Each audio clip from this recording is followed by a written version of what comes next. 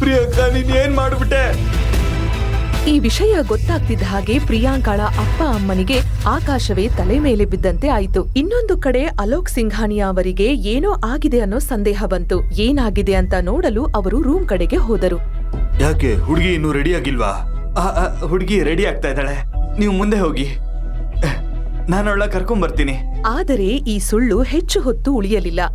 ಅರ್ಮಾನ್ನ ತಾತ ಅವರಿಗೆ ರೂಮಿಂದ ಯಾರೋ ಅಳುತ್ತಿರುವ ಸದ್ದು ಕೇಳಿಸಿತು. ಅವರು ಒಂದೇ ಕ್ಷಣ ಏನೂ ಯೋಚಿಸದೆ ರೂಮ್ ಒಳಗಡೆ ಹೋದರು. ಆ ರೂಮ್ನ ಬೆಡ್ ಮೇಲೆ ಒಬ್ಬ ಸುಂದರ ಹುಡುಗಿ ಅಳುತ್ತಾ ಕೂತಿದ್ದಳು. ಅವಳ ಹೆಸರೇ ಆಸ್ಥಾ. ರೂಮ್ನಲ್ಲಿ ಪ್ರಿಯಾಂಕಾ ಇಲ್ಲದೆ ಇರುವುದನ್ನು ನೋಡಿ ಅವರಿಗೆ ತುಂಬಾ ಕೋಪ ಬಂತು. ಪ್ರಿಯಾಂಕಾ ಎಲ್ಲಿದ್ದಾಳೆ? ಪ್ರಿಯಾಂಕಾ ಓಡಿ ಹೋಗಿದ್ದಾಳೆ ಸರ್. ಮತ್ತು ಈ ಆಸ್ಥಾ ಅವಳಿಗೆ ಓಡಿ ಹೋಗಲು ಸಹಾಯ ಮಾಡಿದಾಳೆ ಅಂತ ನನಗನ್ನಿಸ್ತಾ ಇದೆ. ನಾನು ಏನೂ ಮಾಡಿಲ್ಲ ಅತ್ತೆ, ದಯವಿಟ್ಟು ನನ್ನನ್ನ ನಂಬಿ. ಯಾವುದೇ ಕಾರಣಕ್ಕೂ ಈ ಮದ್ವೆ ನಿಲ್ಬಾರ್ದು. ಮದ್ವೆ ಹುಡುಗಿ ಓಡೋದ್ರೆ ಪರವಾಗಿಲ್ಲ, ಅವಳ ಜಾಗದಲ್ಲಿ ಇನ್ನೊಬ್ಬರನ್ನ ಕೂರಿಸಿ. ಈ ಮದ್ವೆ ಆಗ್ಲೇಬೇಕು, ಇಲ್ಲ ಅಂದ್ರೆ ಅರ್ಮಾನ್ ಕೋಪ ಎಲ್ರಿಗೂ ಗೊತ್ತು. ನಾನು ಕೂಡ ಏನು ಮಾಡಕ್ಕಾಗಲ್ಲ, ಅರ್ಥ ಆಯ್ತಾ?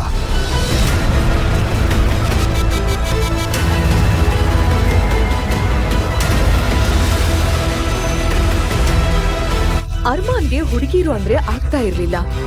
ಅವನ ತಾತ ಹಾರ್ಟ್ ಅಟ್ಯಾಕ್ ನ ನಾಟಕ ಮಾಡಿ ಈ ಮದುವೆಗೆ ಅವನನ್ನ ಒಪ್ಸಿದ್ರು. ಈಗ ಹುಡುಗಿ ಓಡಿ ಹೋಗಿದ್ದಾಳೆ ಅಂತ ಗೊತ್ತಾದ್ರೆ ಅರ್ಮಾನ್ ಯಾವತ್ತೂ ಮದುವೆ ಆಗಲ್ಲ ಅನ್ನೋದು ನಿಶ್ಚಯವಾಗಿತ್ತು. ಪ್ರಿಯಾಂಕಾ ತಾಯಿ ಎಲ್ಲಾ ಆರೋಪವನ್ನು ಆಸ್ಥಾ ಮೇಲೆ ಹಾಕುತ್ತಾ ಹೀಗೆಂದಳು, ಇದೆಲ್ಲ ಆಗೋದಕ್ಕೆ ನೀನೇ ಕಾರಣ. ಇದಕ್ಕೆ ಪನಿಷ್ಮೆಂಟ್ ಸಹ ನಿನಗೆ ಸಿಗ್ಬೇಕು. ಈ ಮದುವೆ ನಿಲ್ಲಲ್ಲ. ಈ ಮದುವೆಯ ಮದುಮಗಳು ನೀನೇ, ಗೊತ್ತಾಯ್ತಾ? ಗೊತ್ತಾಯ್ತಾ? ಆಸ್ಥಾಳ ಕಣ್ಣಲ್ಲಿ ಭಯ ಇತ್ತು. ಅವಳು ಅಳುತ್ತಾ ಕೇಳಿದ್ಲು, ನನಗೆ ಮದುವೆ ಬೇಡ ಅತ್ತೆ, ಪ್ಲೀಸ್ ನನ್ನನ್ನ ನನ್ನ ಅಜ್ಜಿ ಹತ್ರ ಹೋಗೋದಕ್ ಬಿಡಿ ಪ್ಲೀಸ್. ಪ್ರಿಯಾಂಕಾ ಅಕ್ಕ ಹೇಳ್ತಾ ಇದ್ಲು, ಅವಳು ಬಾಯ್ ಮುಚ್ಚು, ಒಂದು ಮಾತು ಸಹ ಆಡ್ಬೇಡ, ನಾನು ಹೇಳಿದ ಹಾಗೆ ನೀನ್ ಮಾಡ್ಬೇಕು. ಆಸ್ಥಾ ಅತ್ತಳು ಕಿರ್ಚಿದ್ಲು, ಆದ್ರೆ ಯಾರು ಸಹ ಅವಳು ಮಾತನ್ನ ಕೇಳಲಿಲ್ಲ. ಆ ಕ್ಷಣದಲ್ಲಿ ಅದು ಒಬ್ಬ ಹುಡುಗಿಯ ಜೀವನ ಆಗಿರಲಿಲ್ಲ, ಅದು ಸಿಂಘಾನಿಯಾ ಎಂಪೈರ್ ನ ಕಳಂಕರಹಿತ ಗೌರವದ ಬಗ್ಗೆ ಆಗಿತ್ತು. ನೀನ್ ಈ ಮದ್ವೆ ಮಾಡ್ಕೊಳ್ಳೇಬೇಕು, ಇಲ್ಲದಿದ್ರೆ ಅರ್ಮಾನ್ ಸಿಂಘಾನಿಯಾ ನಮ್ಮನ್ನೆಲ್ಲ ಕೊಂದೇ ಬಿಡ್ತಾನೆ.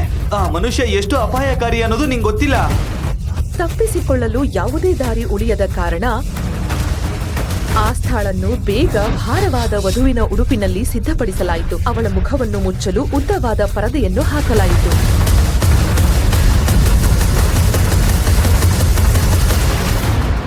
ದಯವಿಟ್ಟು ನಿಮ್ಮ ಕೈಗಳನ್ನ ಮುಂದೆ ಚಾಚಿ.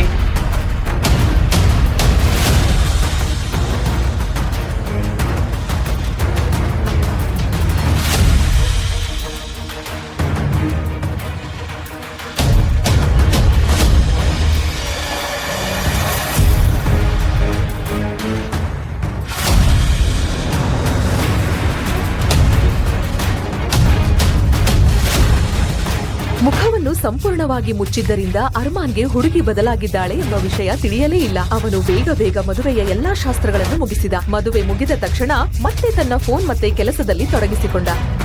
ಸರ್, ಈ ಫೋಲ್ಡರ್ ಈ ಹುಡುಗಿ ಸಂಪೂರ್ಣ ಇನ್ಫಾರ್ಮೇಶನ್ ಇದೆ. ಇದರ ಮಧ್ಯದಲ್ಲಿ ಅರ್ಮಾನ್ನ ತಾತ ಅಲೋಕ್ ಆಸ್ಥಾಳ ಸಂಪೂರ್ಣ ಬಯೋಡೇಟಾವನ್ನ ತರಿಸಿದ್ದರು. ಅವಳ ಬಗ್ಗೆ ಮತ್ತು ಅವಳ ಮನೆಯವರ ಬಗ್ಗೆ ವಿಷಯವನ್ನು ನೋಡುತ್ತಿದ್ದರು. ಆಗ ಅವರ ನೋಟ ಆಸ್ಥಾಳ ಅಪ್ಪ ಅಮ್ಮನ ಫೋಟೋ ಮೇಲೆ ಬಿತ್ತು. ಆಕ್ಸಿಡೆಂಟ್ ನಲ್ಲಿ ತೀರಿ ಹೋಗಿದ್ದ ಅವರ ಅಪ್ಪ ಅಮ್ಮನ ಫೋಟೋ ನೋಡಿ ಅಲೋಕ್ ಅವರಿಗೆ ಗಾಬರಿಯಾಯಿತು. ನಾನು ಫಸ್ಟ್ ಅನ್ಕೋತಾ ಇದ್ದೆ ಒಂದೆರಡು ದಿನ ಆದ್ಮೇಲೆ ಈ ಹುಡುಗಿಗೆ ಡೈವರ್ಸ್ ಕುಡಿಸಿ ಕಳಿಸ್ಬೋದಿತ್ತು ಅಂತ. ಆದ್ರೆ ಇವಳು ತನ್ನ ಇಡೀ ಜೀವನನ ಈ ಅರ್ಮಾನ್ ಹೆಂಡತಿಯಾಗೆ ಕಳಿಬೇಕು. ಮದುವೆ ಮುಗಿದ ಮೇಲೆ ಗಂಡು ಮತ್ತು ಹೆಣ್ಣು ಸಿಂಘಾನಿಯಾ ಮ್ಯಾನ್ಷನ್ಗೆ ತಲುಪಿದರು. ಕಾರ್ ಇಳಿದು ಅರ್ಮಾನ್ ಮನೆ ಒಳಗಡೆ ಹೋಗಲು ಆರಂಭಿಸಿದ. ಅಷ್ಟರಲ್ಲಿ ಅವರ ತಾತ, ಮಗನೇ ಅರ್ಮಾನ್, ಮದುವೆ ಆದ್ಮೇಲೆ ನೀನೊಬ್ನೇ ಮನೆ ಒಳಗಡೆ ಹೋಗ್ಬಾರ್ದು. ನಿನ್ನ ಹೆಂಡತಿಯನ್ನು ಜೊತೆಗೆ ತಗೊಂಡು ಹೋಗ್ಬೇಕು. ಹೋಗಿ ನಿನ್ನ ಹೆಂಡತಿನ ಕರ್ಕೊಂಡ್ ಬಾ. ಚಿಕ್ಕ ವಯಸ್ಸಿನಲ್ಲಿ ತಂದೆ ತಾಯಿಯನ್ನ ಕಳೆದುಕೊಂಡ ನಂತರ ಅರ್ಮಾನ್ ತನ್ನ ಜೀವಕ್ಕಿಂತ ಹೆಚ್ಚು ಪ್ರೀತಿಸಿದ ಏಕೈಕ ವ್ಯಕ್ತಿ ಅಂದರೆ ಅವನ ತಾತ. ಅವರ ಮಾತನ್ನು ಅವನು ಎಂದಿಗೂ ಮೀರುವುದಿಲ್ಲ.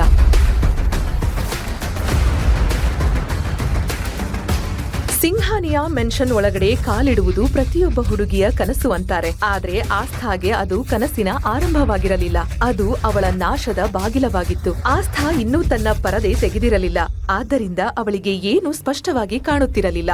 ಅರ್ಮಾನ್ ಕೋಪದಿಂದ ದೊಡ್ಡ ದೊಡ್ಡ ಹೆಜ್ಜೆ ಇಡುತ್ತಾ ಅವಳನ್ನು ಎತ್ತಿಕೊಂಡು ಮನೆಯ ಒಳಗಡೆ ಹೋದ. ಅವರು ಒಳಗೆ ಬರುವುದನ್ನು ನೋಡಿ ಅರ್ಮಾನ್ನ ತಮ್ಮ ಮತ್ತು ಕೆಲ ಸ್ನೇಹಿತರು ಹಾಲ್ನಲ್ಲಿ ಕ್ಲಾಪ್ಸ್ ಆರಂಭಿಸಿದರು. ಆದರೆ ಅವರು ಲಿವಿಂಗ್ ರೂಮ್ನ ದಾಟುತ್ತಿದ್ದಂತೆ ಅರ್ಮಾನ್ ಕಠಿಣವಾಗಿ ಆಸ್ಥಾಳನ್ನ ಕೆಳಗಿಳಿಸಿದ.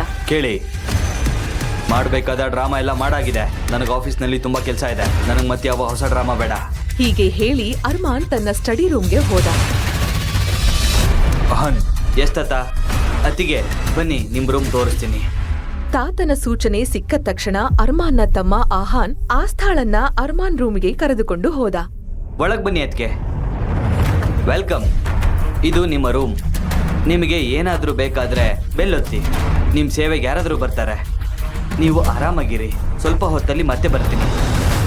ಆಸ್ಥಾ ಒಳಗಡೆ ಬಂದ ತಕ್ಷಣ ಒಮ್ಮೆ ನೆಮ್ಮದಿಯ ಉಸಿರು ಬಿಟ್ಟಳು. ಅವಳು ತನಗೆ ಗೊತ್ತಿಲ್ಲದ ಯಾರದೋ ಮನೆಯಲ್ಲಿ ಒಬ್ಬಳೇ ಮೊದಲನೇ ಬಾರಿ ಇದ್ದದ್ದು. ಬಾಗಿಲನ್ನು ಸ್ವಲ್ಪ ತಳ್ಳಿದಳು. ಅದು ಆಟೋಮ್ಯಾಟಿಕ್ ಎಲೆಕ್ಟ್ರಾನಿಕ್ ಲಾಕ್ ಇರುವ ಡೋರ್ ಆಗಿತ್ತು. ಇದರ ಬಗ್ಗೆ ಇವಳಿಗೆ ಐಡಿಯಾ ಸಹ ಇರಲಿಲ್ಲ. ಮೊದಲ ಬಾರಿ ಅವಳು ತನ್ನ ಪರದೆಯನ್ನು ಸರಿಸಿ ಜೋರಾಗಿ ನಿಟ್ಟುಸಿರನ್ನ ಬಿಟ್ಟಳು. ತುಂಬಾ ಸುಸ್ತಾಗಿದ್ದ ಆಸ್ಥಾ ಒಮ್ಮೆಲೆ ನಿದ್ರೆಗೆ ಜಾರಿದಳು. ತನ್ನ ಕೆಲಸವನ್ನು ಮುಗಿಸಿ ರಾತ್ರಿ 10 ಗಂಟೆಗೆ ಅರ್ಮಾನ್ ರೂಮಿಗೆ ಬಂದ. ಅವನ ಮಂಚದ ಮೇಲೆ ಅವಳು ಪರದೆ ಹಾಕಿಕೊಂಡೇ ಮಲಗಿದ್ದಳು. ಅದನ್ನು ನೋಡಿ ಅರ್ಮಾನ್ ಹೀಗೆಂದ. ಈ ತಾತ ಇದಾರಲ್ಲ, ನನ್ನ ರೂಮ್ಗೆ ಇವಳನ್ನ ಕಳಿಸೋ ಅಗತ್ಯ ಏನಿತ್ತು? ಈ ಮದುವೆ ಹೆಸರಿಗೆ ಮಾತ್ರ. ಈ ಹುಡುಗಿ ಯಾರಾದ್ರೇನು, ನನಗೆ ಅವಶ್ಯಕತೆ ಇಲ್ಲ.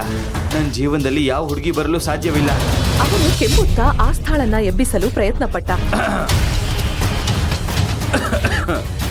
ಗಾಢ ನಿದ್ದೆಯಲ್ಲಿ ಇದ್ದ ಅವಳಿಗೆ ಎಚ್ಚರವಾಗಲಿಲ್ಲ. ಅದರಿಂದ ಕೋಪಗೊಂಡ ಅರ್ಮಾನ್ ಟೇಬಲ್ ಮೇಲಿದ್ದ ಗ್ಲಾಸ್ ಅನ್ನು ಜೋರಾಗಿ ಒಡೆದು ಹಾಕಿದ. ಕೆಳಗೆ ಬೀಳುತ್ತಿದ್ದ ಹಾಗೆ ಆ ಗ್ಲಾಸ್ ಜೋರಾಗಿ ಶಬ್ದ ಮಾಡಿ ಒಡೆದು ಹೋಯಿತು. ಆದರೂ ಸಹ ಅವಳು ಎದ್ದೇಳಲೇ ಇಲ್ಲ. ನಾನು ಇವಳನ್ನ ಯಾಕೆ ಇಷ್ಟು ಸಾಫ್ಟ್ ಆಗಿ ಎಬ್ಬಿಸಬೇಕು? ಇದನ್ನು ನೋಡಿ ಅವನಿಗೆ ತುಂಬಾ ಸಿಟ್ಟು ಬಂತು. ಅರ್ಮಾನ್ ತನ್ನ ಜೇಬಿನಿಂದ ಒಂದು ಗನ್ನನ್ನು ಹೊರತೆಗೆದ. ಅದನ್ನು ಆಸ್ಥಾ ಮಲಗಿದ್ದ ಬೆಡ್ ಪಕ್ಕಕ್ಕೆ ಗುರಿ ಇಟ್ಟ. ಗುಂಡಿನ ಶಬ್ದ ಕೇಳ್ತಿದ್ದ ಹಾಗೆ ಆಸ್ಥಾ ತುಂಬಾ ಭಯಪಟ್ಟು ಎದ್ದು ಕೂತಳು. ಗನ್ ಫೈರ್ ಆದ ಸೌಂಡ್ ಅನ್ನ ಕೇಳಿ ಅರ್ಮಾನ್ನ ತಾತ ಮತ್ತು ಅವನ ತಮ್ಮ ಅಲ್ಲಿಗೆ ಓಡಿ ಬಂದರು. ನೀನ್ ಏನ್ ಮಾಡ್ತಾ ಇದೀಯ ಅರ್ಮಾನ್? ಈ ಹುಡುಗಿಗೆ ಯಾಕೆ ಇಷ್ಟೊಂದು ಭಯ ಪಡಿಸ್ತೀಯಾ? ನೀವು ಹೇಳಿದ್ರಿ ಅಂತ ನಾನು ಈ ಮದುವೆ ಆದೆ ಅಷ್ಟೇ. ಅದರ ಅರ್ಥ ನಾನು ಈ ಮದುವೆನ ನಿಭಾಯಿಸ್ತೀನಿ ಅಂತಲ್ಲ. ನಾನು ಆ ಗುಂಡನ್ನ ಅವಳ ಪಕ್ಕದಲ್ಲಿ ಹಾರಿಸಿದೀನಿ ಅಂತ ಖುಷಿ ಪಡಿ. ಅರ್ಮಾನ್ನ ಮಾತು ಎಲ್ಲರ ಕಿವಿಗೆ ತಲುಪುತ್ತಿದ್ದ ಹಾಗೆ ರೂಮ್ನ ವಾತಾವರಣ ಮೌನವಾಗಿ ಬಿಟ್ಟಿತ್ತು. ಅರ್ಮಾನಣ್ಣ, ಇದು ಸರಿಯಲ್ಲ. ನೀವು ಅತ್ತಿಗೆನ ಯಾಕೆ ಭಯ ಪಡ್ತಿದ್ದೀರಾ? ನಿನಗೆ ಅವಳು ಅತ್ತಿಗೆ ಅಂತ ಯಾರು ಹೇಳಿದ್ದು? ಅವಳು ನಿನ್ನ ಅತ್ತಿಗೆ ಅಲ್ಲ. ಅಹನ್, ಹಾ ತಾತ. ಸೊಸೆನ ಗೆಸ್ಟ್ ರೂಮ್ ಕರ್ಕೊಂಡು ಹೋಗು. ಹಾ ತಾತ. ಮಗಳೇ, ನಿನ್ ಸಾಮಾನುಗಳನ್ನ ಅಲ್ಲಿಗೆ ಕಳಿಸ್ತೀನಿ. ದಯವಿಟ್ಟು ನನ್ನ ಜೊತೆ ಬನ್ನಿ.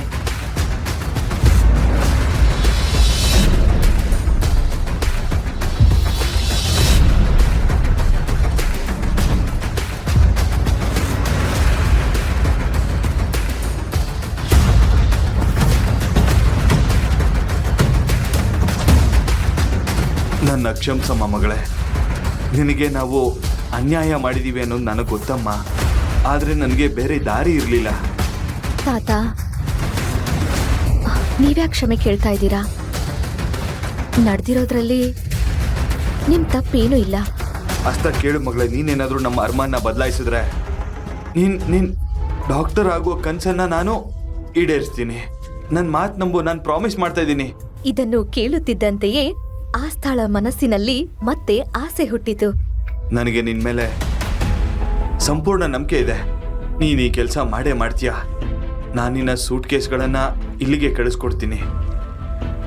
ನೀನು ಡ್ರೆಸ್ ಚೇಂಜ್ ಮಾಡಿ ಚೆನ್ನಾಗಿ ರೆಸ್ಟ್ ಮಾಡಿ ನೀನು ಇಲ್ಲೇ ಮಲ್ಕೋ. ನಾಳೆ ಅರ್ಮಾನ್ ಬಿಸ್ನೆಸ್ ಡೀಲ್ಗಾಗಿ ಹೋಗ್ಬೇಕಾಗಿದೆ.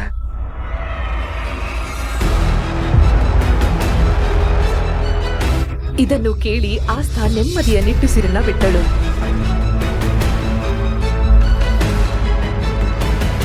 ಮರುದಿನ ಬೆಳಗ್ಗೆ ಎದ್ದು ಅವಳು ಕಿಟಕಿಯಿಂದ ಹೊರಗಡೆ ನೋಡಿದಳು.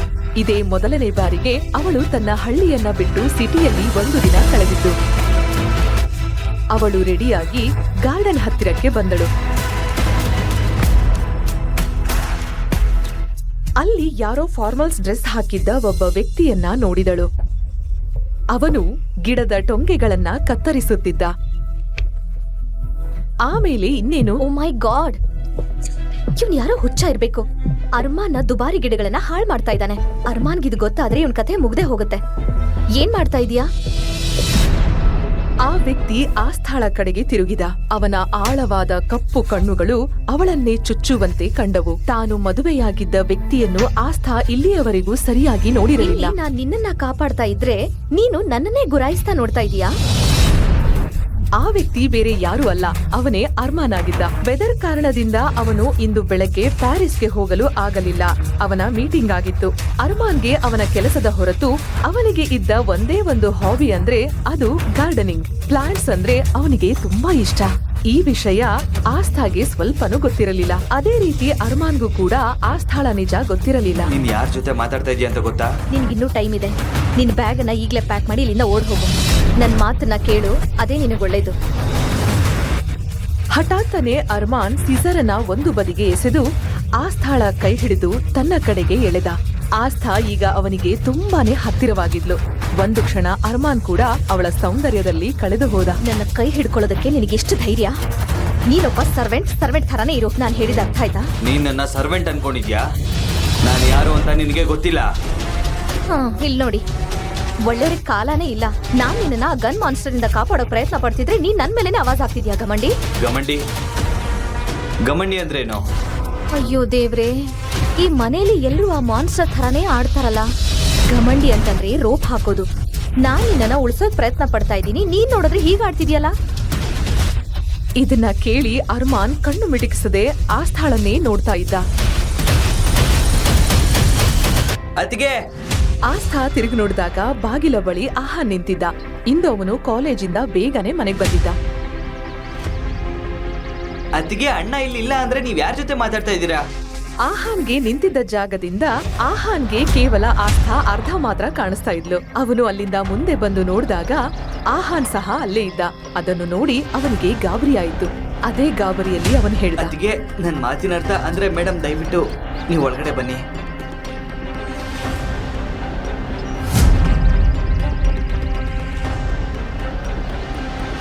ಎಷ್ಟು ದೊಡ್ಡ ಮೋಸ ಇದು ಅಹಾನ್. ಅಹಾನ್ ನನ್ನಿಂದ ಈ ಸತ್ಯ ಮುಚ್ಚೋಡಕ್ಕೆ ಕಾರಣ ಏನೋ? ಆಹಾನ್ಗೆ ತನ್ನ ತಾತನ ಮಾತು ನೆನಪಾಯಿತು. ಅರ್ಮಾನ್ಗೆ ಇನ್ನೂ ತನ್ನ ಮದುವೆ ಪ್ರಿಯಾಂಕ ಜೊತೆ ಅಲ್ಲ ಆಸ್ಥಾ ಜೊತೆ ಆಗಿದೆ ಅನ್ನೋದು ಗೊತ್ತಿರ್ಲಿಲ್ಲ. ಆದ್ರೆ ಈಗ ಅದು ಅವನ ಮುಂದೆ ಬಯಲಾಗಿದೆ. ಬ್ರದರ್, ನಾವೆಲ್ಲ ಎಕ್ಸ್ಪ್ಲೈನ್ ಮಾಡ್ತೀವಿ, ಒಂದು ಅವಕಾಶ ಕೊಡಿ. ನಿಮ್ ಮದ್ವೆ ಪ್ರಿಯಾಂಕಾ ಜೊತೆ ಆಗ್ಬೇಕಿತ್ತು, ಆದ್ರೆ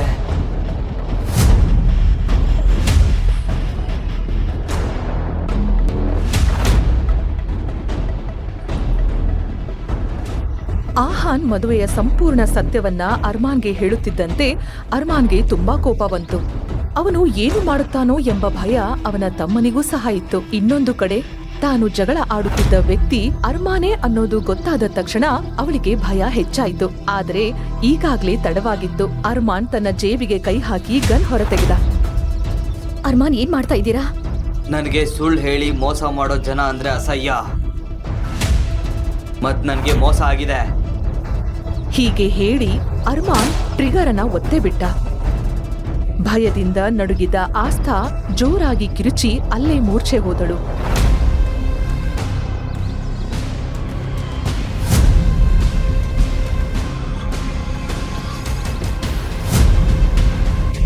ಆಹಾನ್ ಆಸ್ಥಾಳನ್ನ ಸೋಫಾ ಮೇಲೆ ಮಲಗಿಸಿ ತನ್ನ ಸ್ನೇಹಿತ ಧ್ರುವಗೆ ಮನೆಗೆ ಬರಲು ಕರೆ ಮಾಡಿದ. ಧ್ರುವ ನಗರದಲ್ಲೇ ಪ್ರಸಿದ್ಧ ಸರ್ಜನ್ ಮತ್ತು ಡಾಕ್ಟರ್ ಆಗಿದ್ದ. ಆಸ್ಥಾಳ ಸ್ಥಿತಿಯನ್ನು ನೋಡಿ ತಾತ ಅರ್ಮಾನ್ಗೆ ಹೀಗೆಂದು ಹೇಳಿದರು, ಅರ್ಮಾನ್,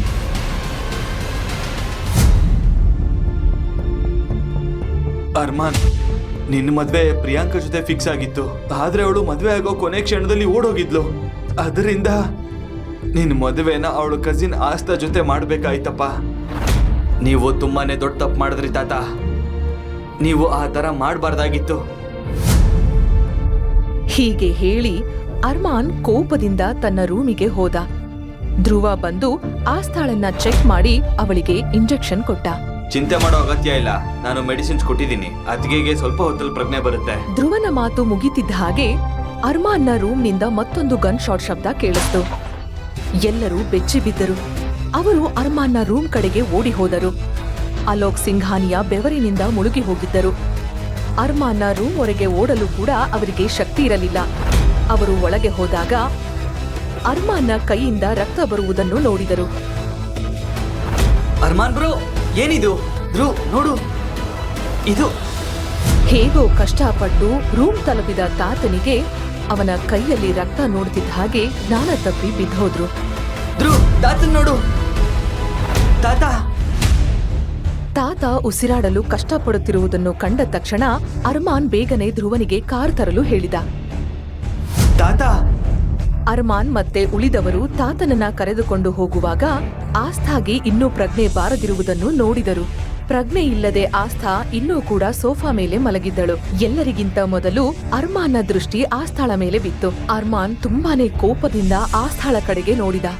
ತಾತನ್ ಈ ಪರಿಸ್ಥಿತಿಗೆ ನೀನೇ ಕಾರಣ. ಇದಕ್ಕೆ ನಾನ್ ನಿನ್ಗೆ ಸರಿಯಾಗಿ ಪಾಠ ಕಲಿಸ್ತೀನಿ. ಸ್ವಲ್ಪ ಹೊತ್ತಿನಲ್ಲಿ ಅವರು ತಮ್ಮ ತಾತನನ್ನು ನಗರದ ದೊಡ್ಡ ಹಾಸ್ಪಿಟ್ಲಿಗೆ ಕರೆದುಕೊಂಡು ಹೋದರು. ತಾತನನ್ನು ಎಮರ್ಜೆನ್ಸಿಗೆ ಕರೆದುಕೊಂಡು ಹೋದರು. ಇನ್ನೊಂದು ಕಡೆ ಆಸ್ಥಾಗೆ ಎಚ್ಚರವಾಯಿತು. ಆದರೆ ಅವಳ ತಲೆ ಭಾರ ಎನಿಸ್ತಾ ಇತ್ತು. ಮನೆಯಲ್ಲಿ ಯಾರೂ ಇಲ್ಲದಿರುವುದರಿಂದ ಅವಳು ಎಲ್ಲರನ್ನೂ ಹುಡುಕಲು ಪ್ರಾರಂಭಿಸಿದಳು. ತಾತ ತಾತ ಆಹಾನ್, ಯಾರಾದ್ರೂ ಇದೀರಾ? ಮ್ಯಾಮ್, ನೀವ್ಯಾರು? ಮತ್ತೆ ನನ್ನನ್ ಯಾಕೆ ಹೀಗೆ ತಡಿತಾ ಇದ್ದೀರಾ? ಮ್ಯಾಮ್, ನಾನು ದೇವ್. ಈಗ ಮನೇಲಿ ಯಾರೂ ಇಲ್ಲ, ಮತ್ತೆ ನಿಮ್ಗೆ ಹೊರಗಡೆ ಹೋಗೋಕ್ ಪರ್ಮಿಷನ್ ಇಲ್ಲ. ಮನೇಲಿ ಯಾರು ಇಲ್ಲ ಅಂತಂದ್ರೆ ಇಷ್ಟೊತ್ತು ಎಲ್ಲ ಇಲ್ಲೇ ಇದ್ರಲ್ವಾ? ತಾತ ಇಲ್ಲಿ? ದೊಡ್ಡ ಯಜಮಾನ್ರು ಆರೋಗ್ಯ ಸ್ವಲ್ಪ ಏರುಪೇರಾಗಿದೆ. ಅವ್ರನ್ನ ಎಲ್ಲರೂ ಹಾಸ್ಪಿಟ್ಲ್ ಕರ್ಕೊಂಡು ಹೋಗಿದ್ದಾರೆ. ನಾನು ಈಗ್ಲೇ ಅವ್ರ ಬಳಿ ಹೋಗ್ಬೇಕು. I am sorry ma'am. ಅಂದ್ರೆ ಅರ್ಮಾನ್ ಸರ್ ಅವ್ರ ಪರ್ಮಿಷನ್ ಇಲ್ದೆ ನಾನ್ ನಿಮ್ಮನ್ನ ಹೊರಗಡೆ ಹೋಗೋದಕ್ ಬಿಡಲ್ಲ. ನನಗೆ ಯಾರ ಪರ್ಮಿಷನ್ ಕೂಡ ಬೇಕಾಗಿಲ್ಲ. ಆಸ್ಥಾಳ ಹಠದ ಮುಂದೆ ದೇವ್ ಸೋಲಲೇಬೇಕಾಯಿತು. ಅವನು ಅವಳನ್ನು ಕಾರಿನಲ್ಲಿ ಹಾಸ್ಪಿಟ್ಲಿಗೆ ಕರೆದುಕೊಂಡು ಹೋದ. ಅಲ್ಲಿ ಹಾಸ್ಪಿಟಲ್ನ ವಾತಾವರಣ ತುಂಬಾ ಗಂಭೀರವಾಗಿತ್ತು. ಧ್ರುವ ವಾರ್ಡ್ನಿಂದ ಹೊರಗಡೆ ಬಂದ. ಅರ್ಮಾನ್ ಬ್ರೋ, ತಾತನ್ ಕಂಡೀಷನ್ ತುಂಬಾ ಕ್ರಿಟಿಕಲ್ ಆಗಿದೆ. ಇದು ಸೆಕೆಂಡರಿ ಹಾರ್ಟ್ ಅಟ್ಯಾಕ್. ಅವ್ರಿಗೆ ಸ್ವಲ್ಪ ಸ್ಟ್ರೆಸ್ ಕೊಟ್ರೆ ನಾವು ಅವ್ರನ್ನ ಕಳ್ಕೋಬಹುದು. How dare you Dhruv? ನನ್ ತಾತನಿಗೆ ಏನು ಆಗಲ್ಲ. ಇದನ್ನ ನೀನು ಸರಿಯಾಗಿ ನೆನ್ಪಲ್ಲಿಟ್ಕೋ. ನಿಜ ಏನಂದ್ರೆ ಅರ್ಮಾನ್ ಬ್ರೋ, ಯಾವಾಗ್ಲೂ ನಿಮ್ ಕೋಪ ಮತ್ತೆ ಹಠ ಅವ್ರ ಜೀವಕ್ಕೆ ಅಪಾಯ ತರ್ತಾ ಇದೆ. ಈಗ ಏನು ಮಾಡಕ್ಕಾಗಲ್ಲ. ಅರ್ಮಾನ್, ಅವನನ್ನ ಬಿಡು. ಅರ್ಮಾನ್ನ ಸ್ನೇಹಿತರಾದ ಆಕಾಶ್ ಮತ್ತು ಸುಮಿತ್ ಮಧ್ಯೆ ಬಂದರು. ಅರ್ಮಾನ್ ಸಂಪೂರ್ಣವಾಗಿ ಕಂಗಾಲಾಗಿದ್ದ. ಅವನು ಒಬ್ಬನೇ ಗೋಡೆಯ ಬಳಿ ಹೋಗಿ ನಿಂತಿದ್ದ. ಆಗಲೇ ಗ್ಯಾಲರಿಯ ಇನ್ನೊಂದು ಕಡೆಯಿಂದ ಓಡುತ್ತಾ ಬಂದ ಆಸ್ಥಾ ಅರ್ಮಾನ್ ಕಡೆಗೆ ಡಿಕ್ಕಿ ಹೊಡೆದಳು. ಅವಳು ಮೇಲೆ ನೋಡಿದಾಗ ಬೆಂಕಿಯಂತೆ ಕೋಪದಿಂದ ಕುದಿಯುತ್ತಿದ್ದ ಅರ್ಮಾನ್ ಸಿಂಘಾನಿಯಾ ನಿಂತಿದ್ದ. ನೀನ್ ಇಲ್ಲೇನ್ ಮಾಡ್ತಿದ್ಯಾ? ನಾನು ತಾತ ಅವ್ರನ್ನ ನೋಡ. ತಾತನ್ನ ಸಾವಿಗಂಚು ತಳ್ಳದ ಮೇಲೆ ಇಲ್ಲಿಗೆ ಬಂದು ಡ್ರಾಮಾ ಮಾಡಕ್ಕೆ ಎಷ್ಟು ಧೈರ್ಯ ನಿನ್ಗೆ? ಆಸ್ಥಾ ನಡುಗುತ್ತಾ ಇದ್ದಳು. ತಾನು ಮದುವೆಯಾದ ವ್ಯಕ್ತಿ ಇಷ್ಟು ಕ್ರೂರಿಯಾಗಿರುತ್ತಾನೆ ಎಂದು ಅವಳು ಊಹಿಸಿರಲಿಲ್ಲ. ದಯವಿಟ್ಟು ತಾತನ ನೋಡೋದಕ್ ಬಿಡಿ ಪ್ಲೀಸ್. ಏಯ್, ಅವ್ರನ್ನ ನೀನು ತಾತ ಅಂತ ಕರಿಬೇಡ. ಅವರು ನನ್ ತಾತ. ನೀನು ನಿನ್ ಸೌಂದರ್ಯದ ಬಲೆಯಿಂದ ನನ್ನನ್ನ ಬಳಸ್ಕೋಬಹುದು ಅಂತ ಅನ್ಕೊಂಡಿದ್ಯಾ ನೀನು? ಮತ್ತೆ ನಿನ್ನ ಇನ್ನೋಸೆಂಟ್ ಡ್ರಾಮಾ ಇಂದ ನನ್ನ ಮನೆಯವ್ರನ್ನ ಗೆಲ್ಬಹುದು ಅಂತ ಅನ್ಕೊಂಡಿದ್ಯಾ? ಅದು ಯಾವತ್ತು ಈಡೇರಲ್ಲ. ನಾನ್ ಯಾವತ್ತು ನೀನ್ ಈ ಸೌಂದರ್ಯಕ್ಕೆ ಬೀಳಲ್ಲ. ಆಸ್ಥಾ ಏನೋ ಹೇಳಲು ಯತ್ನಿಸಿದಳು, ಆದರೆ ಮಾತು ಅವಳ ಗಂಟಲಲ್ಲೇ ಸಿಲುಕಿತು. ಆಗ ಹಿಂದೆ ದೇವ್ನ ಧ್ವನಿ ಕೇಳಿಸಿತು. ಬಾಸ್, ತಾತಂಗೆ ಪ್ರಜ್ಞೆ ಬಂತು. ಅವ್ರು ನಿಮ್ಮನ್ನ ನೋಡ್ಬೇಕು ಅಂತ ಹೇಳ್ತಾ ಇದಾರೆ. ಅರ್ಮಾನ್ ಆಸ್ಥಾಳ ಕೈಯನ್ನು ಪಟ್ಟಂತ ಬಿಟ್ಟು ಅಲ್ಲಿಂದ ವಾರ್ಡ್ ಕಡೆಗೆ ಓಡಿದ. ಅವನನ್ನ ನೋಡಿ ತಾತ ಹೀಗೆಂದರು. ಅರ್ಮಾನ್, ನನಗೆ ಗೊತ್ತಿದೆ ನಿನಗೆ ಈ ಮದುವೆ ಇಷ್ಟ ಇರಲಿಲ್ಲ ಅಂತ. ಆದ್ರೆ ಆಸ್ಥಾ ಈ ಮನೆ ಸೊಸೆ. ಅವಳನ್ನ ನೀನು ಚೆನ್ನಾಗಿ ನೋಡ್ಕೋಬೇಕು. ತಾತ, ಆ ಹುಡುಗಿ ನನ್ನ ಜೀವನದಲ್ಲಿ ಯಾವತ್ತೂ ಭಾಗಿಯಾಗಲ್ಲ. ಅರ್ಮಾನ್ ಬ್ರೋ, ನೀವೇನ್ ಹೇಳ್ತಾ ಇದ್ದೀರಾ? ಅತ್ತಿಗೆ ಹೊರಗಡೆನೇ ಇದ್ದಾರೆ. ಯಾರು ಅತ್ಗೆ? ಅವಳು ನಿನ್ನ ಅತ್ಗೆ ಅಲ್ಲ. ಸರಿಯಾಗಿ ಕೇಳಿಸ್ಕೊಳ್ಳಿ, ಅವಳ ಜೊತೆ ಯಾವುದೇ ಸಂಬಂಧ ಇರೋದಿಲ್ಲ. ತಾತನ ಕಣ್ಣಲ್ಲಿ ವಿಚಿತ್ರವಾದ ನೋಟ ಮತ್ತು ಕೋಪ ಕಾಣಿಸಿಕೊಂಡಿತು. ಅರ್ಮಾನ್, ಆಸ್ಥಾ ಹೊರಗಡೆ ಇದ್ದಾಳ. ನೋಡಪ್ಪ, ನಮ್ ಸೊಸೆನ ನೀನು ಒಳಗಡೆ ಬರಕ್ ಬಿಡ್ಲಿಲ್ಲ ಅಂದ್ರೆ ನಾನು ಸತ್ ಮೇಲೆ ನನ್ನ ಚಿತೆಗೂ ಸಹ ನೀನು ಬೆಂಕಿ ಇಡಬಾರ್ದು. ಇದನ್ನು ಕೇಳಿ ರೂಮ್ ಸಂಪೂರ್ಣವಾಗಿ ಮೌನವಾಗಿತ್ತು. ಅರ್ಮಾನ್ನ ಮುಖ ಕೋಪದಿಂದ ಕೆಂಪಾಯಿತು. ಅವಳನ್ನ ಒಳಗಡೆ ಕರ್ಕೊಂಡ್ ಬಾ. ಅರ್ಮಾನ್ ಬ್ರೋ, ಸ್ವಲ್ಪ ತಲೆ ಉಪಯೋಗಿಸಿ. ತಾತ ಈಗ ಆಸ್ತಾ ಅತ್ತಿಗೆಗೆ ಅಟ್ಯಾಚ್ ಆಗಿದ್ದಾರೆ. ನೀವು ಅವ್ರನ್ನ ಬೇರ್ಪಡಿಸಿದ್ರೆ ಸ್ಟ್ರೆಸ್ಸಿಂದ ಅವ್ರ ಆರೋಗ್ಯ ಕೆಡ್ಬೋದು. ನಿಮ್ ಕೋಪಕ್ಕಾಗಿ ಅವ್ರ ಜೀವ ಪಣಕ್ಕಿಡ್ತೀರಾ? ಕನಿಷ್ಠ ಒಂದ್ಸಲ ಆದ್ರೂ ಪ್ಲೀಸ್ ಮನುಷ್ಯರಂತೆ ವರ್ತಿಸಿ. ಈ ಹುಡುಗಿ ತಾತನ್ ಸರಿಯಾಗಿ ನೋಡ್ಕೋತಾಳೆ ಅಂತಂದ್ರೆ ಅದರ ಅರೇಂಜ್ಮೆಂಟ್ ನನ್ನ ಪ್ರಕಾರ ನಾನೇ ಮಾಡ್ತೀನಿ.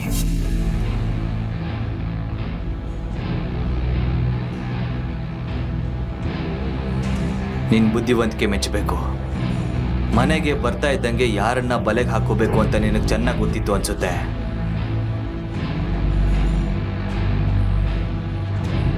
ತಾತ ಹಾಸ್ಪಿಟಲ್ ಅಲ್ಲಿ ಇರೋವರೆಗೂ ನೀನು ನನ್ನ ಹೆಂಡತಿಯಾಗಿ ನಾಟಕ ಮಾಡಬೇಕು. ಮತ್ತೆ ಒಂದೇ ಒಂದು ಕಣ್ಣೀರ್ ಹನಿ ಸಹ ಬರಬಾರ್ದು. ಅಕಸ್ಮಾತ್ ಬಂದ್ರೆ ನಾನು ನಿಮ್ಮ ಮನೆಯವರನ್ನ ಸುಮ್ಮನೆ ಬಿಡಲ್ಲ. ಕೂದಲು ಸರಿ ಮಾಡ್ಕೊಂಡು ಒಳಗ್ ಬಾ. ಮಗುವಿನಂತೆ ಆಸ್ಥಾ ಅವನ ಮಾತುಗಳನ್ನ ಫಾಲೋ ಮಾಡುತ್ತಾ ರೂಮಿನ ಒಳಗಡೆ ಹೋದಳು. ಒಳಗೆ ಹೋಗಿ ತಾತನ ಬಳಿ ಅವರ ಕೈಯನ್ನು ಹಿಡಿದುಕೊಂಡು ಕೂತಳು. ತಾತ ಅವರಿಬ್ಬರನ್ನು ನೋಡುತ್ತಿದ್ದರು. ಈ ಹುಡುಗಿ ಏನ್ ಮಾಟ ಮಂತ್ರ ಮಾಡಿದಾಳೆ? ಸ್ವಲ್ಪ ಸಮಯದಲ್ಲೇ ಎಲ್ಲರನ್ನು ತನ್ನ ಬಲೆಗೆ ಹಾಕೊಂಡಿದ್ದಾಳೆ. ಇರ್ಲಿ, ಅದನ್ನ ಆಮೇಲೆ ನೋಡ್ಕೋತೀನಿ. ಅದ್ಗೆ ಈಗ ನಿಮ್ಮ ಆರೋಗ್ಯ ಹೇಗಿದೆ? Hey Akash, the great Dhruv treatment ಮೇಲೆ ನಿನ್ಗೆ ಅನುಮಾನನಾ? ಸುಮ್ಮನೆ ಕೇಳ್ದೆ. ಅದ್ಗೆ ಪರ್ಫೆಕ್ಟ್ಲಿ ಫಿಟ್ ಆಗಿದ್ದಾರೆ. ಆಕಾಶ್, ಧ್ರುವ್ ಹೇಳಿದ್ದು ನಿಜ. ನಾನಿವಾಗ ಚೆನ್ನಾಗೇ ಇದ್ದೀನಿ. ಧ್ರುವ್, ನಂದೊಂದು ರಿಕ್ವೆಸ್ಟ್ ಇದೆ. ದಯವಿಟ್ಟು ತಾತನ ಬೇಗ ಗುಣಪಡಿಸಿ ಮನೆಗೆ ಕಳಿಸಿ. ಹೇ ಅದ್ಗೆ ವರಿ ಮಾಡಬೇಡಿ. ರಿಪೋರ್ಟ್ ಬರೋಕ್ಕೆ 2-3 ಗಂಟೆ ಇದೆ. ನೀವು ಅರ್ಮಾನ್ ಬ್ರೋ ಜೊತೆ ಮನೆಗೆ ಹೋಗಿ ರೆಸ್ಟ್ ಮಾಡಿ. ಇದನ್ನು ಕೇಳಿ ಅವಳಿಗೆ ತುಂಬಾ ಭಯ ಆಯಿತು. ಆದ್ರೆ ಅವಳು ಅದನ್ನ ತಾತನಿಗೆ ತೋರಿಸಲಿಲ್ಲ. ಆಸ್ತಾ, ಧ್ರುವ ಹೇಳಿದ್ದು ಸರಿ. ನಿನಗೆ ಹುಷಾರಿಲ್ಲ ಅಂದ್ರೆ ತಾತನ್ನ ಯಾರು ನೋಡ್ಕೋತಾರೆ? ಬಾ ಮನೆಗೆ ಹೋಗೋಣ.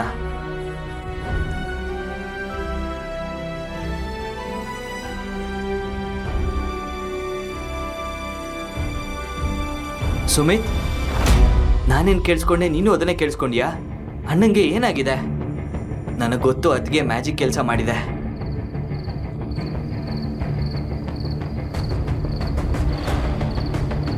ಡಿಯರ್ ಗಾಡ್, ಇಂದು ನನ್ನನ್ನ ಈ ರಾಕ್ಷಸನಿಂದ ಕಾಪಾಡು. ನಾನು ನಿನಗೆ 101 ತೆಂಗಿನಕಾಯಿ ಹೊಡಿತೀನಿ. ಪ್ಲೀಸ್ ಇವತ್ತು ನನ್ನ ಉಳಿಸು.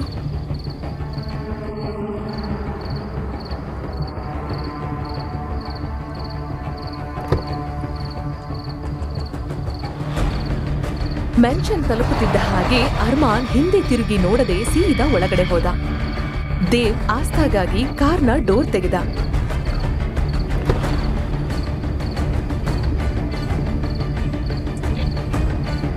ದೇವ್ ಬ್ರೋ, ಉಳಿದವ್ರು ಯಾವಾಗ ಬರ್ತಾರೆ ಅಂತ ಏನಾದ್ರೂ ಹೇಳಿದ್ರಾ? ಚಿಂತಿಸ್ಬೇಡಿ, ಅವರು 3 ಗಂಟೆಗಳಲ್ಲಿ ಬರ್ತಾರೆ. ನಿಮಗೇನೇ ಬೇಕಾದ್ರೂ ನಾನು ಇಲ್ಲೇ ಇದ್ದೀನಿ, ನನ್ನ ಕೇಳಿ. ಆಸ್ಥಾ ಅರ್ಮಾನ್ ಜೊತೆ ಒಬ್ಳೇ ಇರ್ಬೇಕೆಂಬ ಭಯದಿಂದ ನಡುಗ್ತಾ ಇದ್ಲು ಅನ್ನೋದನ್ನ ದೇವ್ ಅರ್ಥ ಮಾಡಿಕೊಂಡಿದ್ದ. ಅವಳು ಒಳಗಡೆ ಕಾಲಿಟ್ಟ ತಕ್ಷಣ ಒಬ್ಬ ಸರ್ವೆಂಟ್ ಅವಳ ಬಳಿಗೆ ಬಂದ. ಮ್ಯಾಮ್, ಸರ್ ನಿಮ್ಮನ್ನ ಅವ್ರ ರೂಮಿಗೆ ಕರೀತಾ ಇದ್ದಾರೆ. ಇದನ್ನು ಕೇಳಿ ಆಸ್ಥಾಳ ಗಂಟಲು ಒಣಗಿತ್ತು. ಅವಳು ಮತ್ತೆ ಅದೇ ರೂಮ್ಗೆ ಹೋಗಬೇಕಾಗಿತ್ತು. ಯಾವ ರೂಮ್ನಲ್ಲಿ ಅವಳಿಗೆ ಗುಂಡನ್ನು ಹಾರಿಸಲಾಗಿತ್ತೋ ಅದೇ ರೂಮ್. ಅವಳಿಗೆ ತುಂಬಾ ಭಯವಾಗಿತ್ತು. ಆದರೂ ಧೈರ್ಯ ಮಾಡಿ ಅವಳು ಡೋರನ್ನ ನಾಕ್ ಮಾಡಿದ್ಲು. ಅವಳು ಒಳಗಡೆ ಹೋಗುವುದಕ್ಕೆ ಹೇಗೆ ಹಿಂಜರಿಯುತ್ತಿದ್ದಳೋ ಆ ರೂಮ್ನಿಂದ ಒಂದು ಭಯಾನಕ ಧ್ವನಿ ಬಂತು. ಇಡೀ ರಾತ್ರಿ ಅಲ್ಲೇ ನಿಲ್ಬೇಕು ಅಂತ ಪ್ಲಾನ್ ಮಾಡಿದ್ಯಾ? ನಾನ್ ಬಂದು ಕರ್ಕೊಂಡು ಹೋಗ್ಬೇಕಾ? ಬಾ ಒಳಗೆ. ಆಸ್ಥಾ ಭಯದಿಂದಲೇ ಒಳಗಡೆ ಹೆಜ್ಜೆ ಇಟ್ಟಳು. ರೂಮ್ನ ತುಂಬಾ ಮಂದ ಬೆಳಕಿತ್ತು. ಅರ್ಮಾನ್ ಸೋಫಾದಲ್ಲಿ ಬೇಟೆಗಾರನಂತೆ ಕೋಪದಿಂದ ಕುಳಿತಿದ್ದ. ಇವತ್ತಿಂದ ನಿನ್ನ ಕೆಲಸ ತಾತನ್ನ ನೋಡ್ಕೊಳ್ಳೋದು ಅಷ್ಟೇ. ನಿನ್ನ ಲೆವೆಲ್ ಒಬ್ಬ ಕೇರ್ ಟೇಕರ್ ಮತ್ತೆ ಸರ್ವೆಂಟ್ನದ್ದು ಅಷ್ಟೇ. ಅದಕ್ಕಿಂತ ಹೆಚ್ಚು ಏನೂ ಇಲ್ಲ. ಈ ವಿಷಯ ನಮ್ಮ ತಾತ, ನಮ್ಮ ತಮ್ಮ, ನಮ್ಮ ಸ್ನೇಹಿತರಿಗೆ ಈ ವಿಷಯ ಗೊತ್ತಾಗಬಾರ್ದು. ಅವ್ರಿಗೇನಾದ್ರೂ ವಿಷಯ ಗೊತ್ತಾದ್ರೆ ಊರಿನಲ್ಲಿ ನಿನ್ನ ಅಜ್ಜಿ ಕತೆ ಏನಾಗುತ್ತೆ ಅಂತ ನಿನಗೆ ತುಂಬ ಚೆನ್ನಾಗಿ ಗೊತ್ತು ಅನ್ಸುತ್ತೆ. ಆಸ್ಥಾಗೆ ಅರ್ಮಾನ್ ಒಬ್ಬ ಎಕ್ಸಿಕ್ಯೂಷನರ್ ಹಾಗೆ ಕಾಣಿಸುತ್ತಿದ್ದ. ಅವಳು ತಲೆ ತಗ್ಗಿಸಿ ನಿಂತಿದ್ದಳು. ಅವಳ ಕಣ್ಣೀರು ಮೌನವಾಗಿ ಹರಿತಾ ಇತ್ತು. ಅರ್ಮಾನ್ ಆಸ್ಥಾಳ ಕಣ್ಣೀರನ್ನ ನೋಡಿದ, ಆದರೆ ಅವನ ಹೃದಯ ಕರಗಲಿಲ್ಲ. ಈ ಕಣ್ಣೀರು ನನ್ನ ಮುಂದೆ ನೀನು ಎಷ್ಟು ಬೇಕಾದ್ರೂ ಅಳು, ಆದ್ರೆ ತಾತ ಅಥವಾ ನನ್ನ ಫ್ರೆಂಡ್ಸ್ ಮುಂದೆ ಒಂದೇ ಒಂದು ಹನಿ ಬಿದ್ರು ಅದ್ರ ಪರಿಣಾಮ ಏನಾಗುತ್ತೆ ಅನ್ನೋದು ನಿನಗೆ ಗೊತ್ತಿರಲಿ. ನಿನಗೆ ತುಂಬಾ ಚೆನ್ನಾಗಿ ಗೊತ್ತು. ಒಂದ್ ವೇಳೆ ಆ ಥರ ಆದ್ರೆ ನಿಜವಾಗ್ಲೂ ಅದ್ರ ಪರಿಣಾಮ ಚೆನ್ನಾಗಿರಲ್ಲ.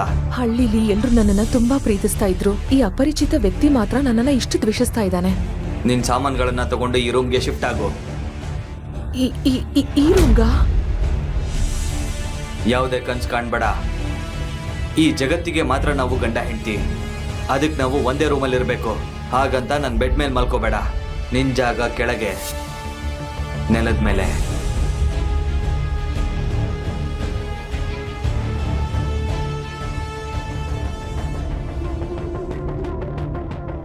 ಆಸ್ಥಾ ತಾತ ಕೊಟ್ಟಿದ್ದ ಅದೇ ರೂಮ್ಗೆ ಓಡಿ ಹೋಗಿ ರೂಮ್ ಒಳಗಡೆ ಜೋರಾಗಿ ಅಳತೊಡಗಿದಳು. ಆದ್ರೆ ಆಗಲೇ ಅವಳಿಗೆ ಅರ್ಮಾನ್ ಅಜ್ಜಿ ಬಗ್ಗೆ ಹೇಳಿದ ಮಾತು ನೆನಪಾಯ್ತು. ಊರ್ನಲ್ಲಿ ನಿನ್ನ ಅಜ್ಜಿ ಕತೆ ಏನಾಗತ್ತೆ ಅಂತ ನಿನಗ್ ಚೆನ್ನಾಗ್ ಗೊತ್ತು ಅಲ್ವಾ? ತಾನೇ ಸಮಾಧಾನ ಪಡಿಸಿಕೊಂಡ್ಲು. ಇಲ್ಲ ಆಸ್ಥಾ, ನಾನು ಅಳಬಾರ್ದು. ನಾನು ಧೈರ್ಯವಾಗಿರ್ಬೇಕು. ನನ್ನ ಅಜ್ಜಿ ಮತ್ತೆ ತಾತನ ಸುರಕ್ಷತೆಗಾಗಿ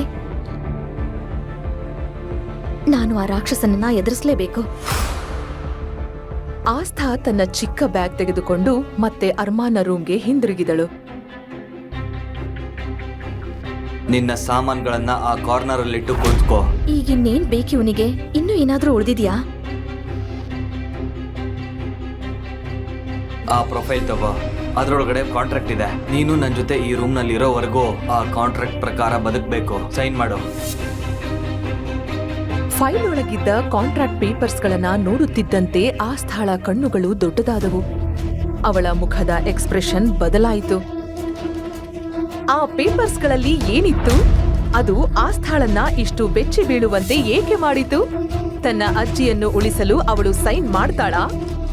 ಅರ್ಮಾನ್ನ ಕೋಪದ ಹಿಂದೆ ಯಾವ ಪಾಸ್ಟ್ನ ರಹಸ್ಯ ಅಡಗಿದೆ? ಆಸ್ಥಾಳ ಕಥೆಯಲ್ಲಿ ಮುಂದೆ ಏನಾಗಲಿದೆ? ಅವಳು ಅರ್ಮಾನ್ನ ಕಲ್ಲಿನ ಹೃದಯವನ್ನು ಕರಗಿಸಿ ಅವರ ನಡುವೆ ಪ್ರೇಮ ಕಥೆ ಆರಂಭವಾಗುತ್ತಾ? ಸ್ನೇಹಿತರೆ, ಈಗ ಸಂಪೂರ್ಣ ಕಥೆಯನ್ನು ಈಗಲೇ ಕೇಳಲು ಡಿಸ್ಕ್ರಿಪ್ಷನ್ ನಲ್ಲಿ ಕೊಟ್ಟಿರುವ ಲಿಂಕ್ ಮೇಲೆ ಕ್ಲಿಕ್ ಮಾಡಿ ಪಾಕೆಟ್ FM ಆಪ್ ನ ಡೌನ್ಲೋಡ್ ಮಾಡಿ.